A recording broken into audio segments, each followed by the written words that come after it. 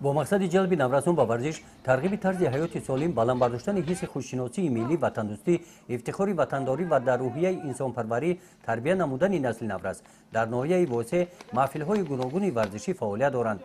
در این محفل‌ها از روی نمود فوتبال، والیبال، ورزش سبک، گشتن ملی نوسان به ورزش جلب کرده شدند.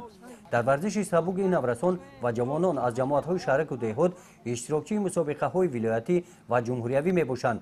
روزهای تعطیل زمستانه مکتبیان نوسان مکتب ورزشی ناحیه واسع از روی نمود ورزش سبک در مسابقه منطقوی اشتراک نموده غالب این چهاربینی گردیدند. در برابر دیگر نمودهای ورزش در ناحیه واسع سالهای اخیر توجه نوسان به گشتن ملی افزوده است.